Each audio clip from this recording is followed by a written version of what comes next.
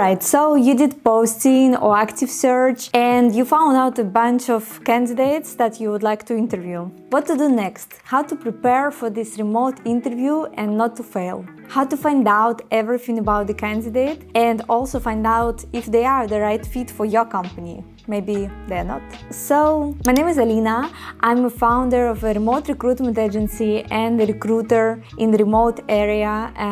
I help companies to hire remotely from developing countries, from Latin America mostly, and Eastern Europe, for Europe and the US. I started my agency way before the pandemic happened and remote work became a mainstream. So I have quite a bit of experience and would like to share with you some of my best tips. So this video is for you if you are a founder or a hiring manager, or maybe you're hiring manager for your department, an HR manager, and you would like to prepare for an interview which is going to be remote, online, on Zoom, on Google, doesn't matter where, just that you know that the candidate is not coming to your office and it has big differences. How do you prepare for offline and online interview? So let's dig into it. The tip number one is to do your homework. Not only the candidate has to prepare for an interview, but actually you need to do your homework as well. You need to research the candidate, check their background, the companies they have worked for, and check their websites. Find out some names. So who was the director of that company they worked for? And it's really nice to just drop there that, Miguel, who was your previous director, what he would think about you, for example. What would Miguel say about you? And the candidate in that moment would be like, okay, I'm here with someone who actually checked my company before and checked where I worked. And sometimes very interesting things can come out. The world is a very small place. So for example, recently find out some names. I was interviewing our candidate and found out that the company that the candidate is working for right now, the candidate is located, let's say, in Kazakhstan, and the company is located in London. So the company is owned by a friend. And basically the world is a very small place, so it's really good to check everything. And you can prepare questions based on your research. What is important that the questions have to be targeted for this specific individual and not just like random questions that you use from one person to another, right? The tip number two, let them know in the beginning of the interview how the interview will go. What is the structure? Because it will help them to relax. First of all, they will know what is going after what. So in the beginning, for example, you're gonna just chat, then later you're gonna ask some questions, and after that, in the end, the candidate can ask their questions. Not another way around. Definitely 100% no. Why? Because you don't want them to interview you. It's you interviewing them. When the candidate in the middle of the interview is asking me or my team some question related to work, I say, thank you very much for the question, it's an amazing question. Can you please keep it for the end of the interview so we can chat about it a little bit later and I can tell you everything. If you feel that the candidate is asking too much during the interview, they cannot focus, they just want to interview you, that's a big red flag. So pay attention. One of the great differences and big advantages of a remote interview over the offline interview is that you can actually record it and rewatch it a million times. This is really great because you can show it to some of your team members and do research, think again.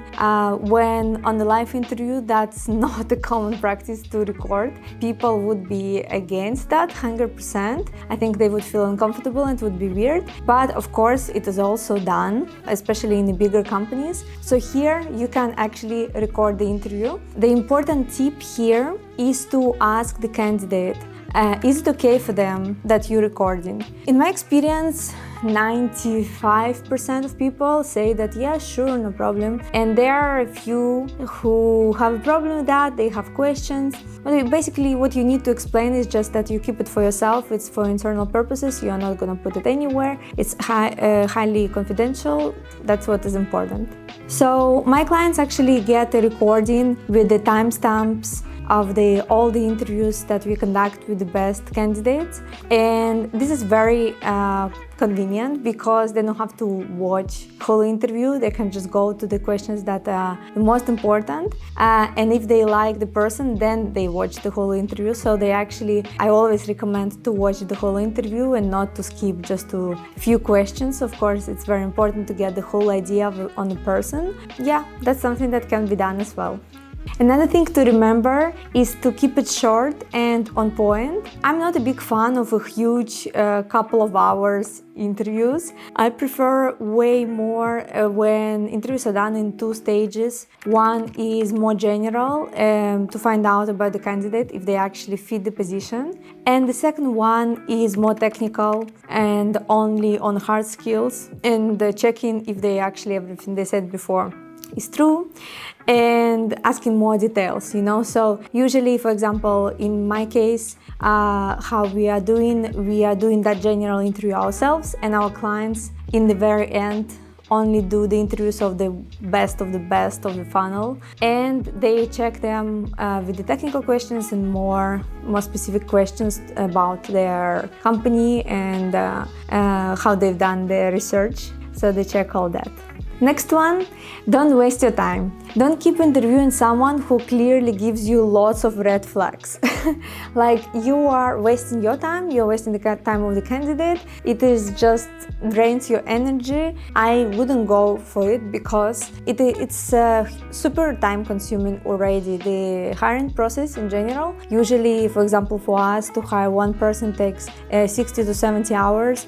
And if we would interview till the end every person, it would be double or triple of that. So I also recommend you highly to keep it on point. And if you see that there are big red flags, often you could see it even before the interview. Don't go for it. Like, just say, I think, basically, you don't have to create excuses, just say the truth, that it seems like it's not working out and you would like to continue searching, or you have some other candidates to interview. So just part your ways and wish good luck, and all on a friendly, positive way. Don't make people, of course, feel badly. They would be usually a little bit disappointed, but this is completely normal. Life continues, and in a few hours they will be fine, so don't worry. Of course, another advice is to keep it friendly. I'm not a big fan also of stress interviews. Stress questions, yes, sometimes they are necessary. What are stress questions? Those are the ones that would put the candidate in a bit uncomfortable position. It's very common to use them for people who are communicating with others. So especially with clients, like customer success, client success, customer service, sales. So everyone whose job is 80% communication with clients, with problems, with issues, those are the ones that you want to test on stress levels, and then stress questions are gonna work well. But usually I would really recommend to keep it friendly, more relaxed. This way you can connect better with the candidate and they're gonna connect better with you, and instead of being stressed and confused, they're gonna just openly tell you about their experience. And the final one is to create a scorecard. This is a tip that I 100% recommend everyone to do if you have time. If no, please delegate it. I think it is extremely important because it will help you to compare candidates in the end. So when you have a scorecard, what is the scorecard? Let's start with that. The scorecard is a document, can be way simpler than what we do. Basically, with the soft, hard skills that you're looking for into that person into that position, and the rating that you would give on each of them based on the interview, on the test, on the CV, on everything. And you use it obviously internally for yourself or for your management leadership team. It is really amazing tool because you can compare the candidates. And this is another thing that we're also doing for our clients, is preparing it all ourselves and giving our opinion in this form, which is very convenient. So, as you already understood, it is not easy to be a great interviewer, and this is something that you should like doing. But of course, with my advices, with some other advices, with reading books, you can definitely learn the skill. I think for every manager, it is important to know how to interview people, which mistakes not to do, how to dig deeper. So follow please my channel and check out other videos. I'm gonna make more videos about interviews and post them soon. So please put a like on this video if you liked it, and let me know what are the main issues that you're facing with when you're interviewing people, and I would love to help you and to answer your questions. Thank you very much for watching, and see you in the next one.